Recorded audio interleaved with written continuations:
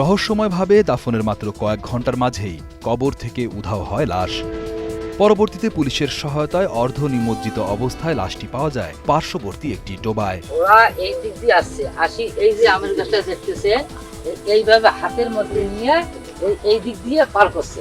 আমি torch light মারি যখন ওনার গায়ে আমার লাইটে মাছ পড়ছে তখন আমার গায়ে যে পড়ি গেছে পানির মধ্যে রাখি গেছে। সাথে হৃদয় বিদারক ও চাঞ্চল্যকর এমন ঘটনায় এলাকায় তৈরি হয়েছে নানা জল্পনা কল্পনা।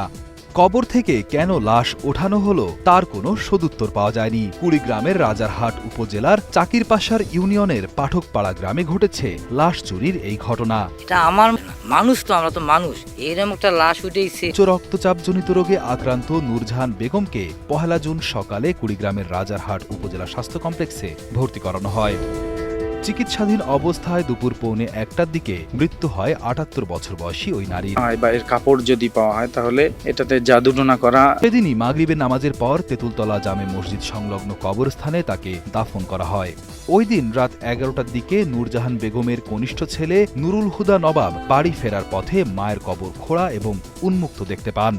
পরিবারের সদস্য ও প্রতিবেশীদের ডেকে এনে নিশ্চিত হন যে কবর থেকে উধাও হয়েছে তার মায়ের মরদেহ। তারপরে আমি প্রথমে মনে করছিলাম যে এটা শিয়ালের কাম হইতে পারলাম না। তারপরে আমরা অনেক খোঁজাখুঁজি করছি। উদ্ধারের জন্য 999 নম্বরে ফোন করলে রাজারহাট থানা পুলিশ ও স্থানীয় লোকজন মিলে প্রায় ২.৫ ঘন্টা খোঁজাখুঁজির পর এক পর্যায়ে কবরস্থানের অদূরে একটি ডোবায় মরদেহটি অর্ধ নিমজ্জিত অবস্থায় দেখতে পান।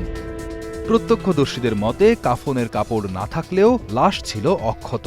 ওরাও দেখলো লাশ, ওরাও বললো যে লাশ তো কবরে নেই। তারপরে ওরা এক পর্যায়ে নারী পুলিশের সহায়তায় মরদেহের সুরতহাল রিপোর্ট প্রস্তুত করে পরিবারের নিকট লাশটি হস্তান্তর করা হয়। বেগমের স্বামী জানান তার স্ত্রী অনেক ভালো মানুষ ছিলেন এবং তার সাথে কারো কোনো শত্রুতাও ছিল না।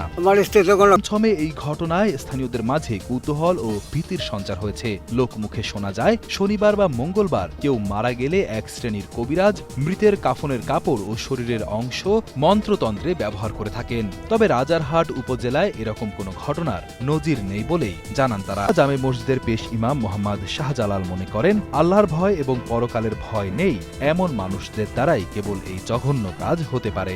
রাজারহাট থানা পুলিশের ভারপ্রাপ্ত কর্মকর্তা মোস্তাফিজুর রহমান বলেন, ঘটনার আসল রহস্য এখনও উদ্ঘাটন না করতে পারলেও বিষয়টি নিয়ে কাজ করছেন তারা।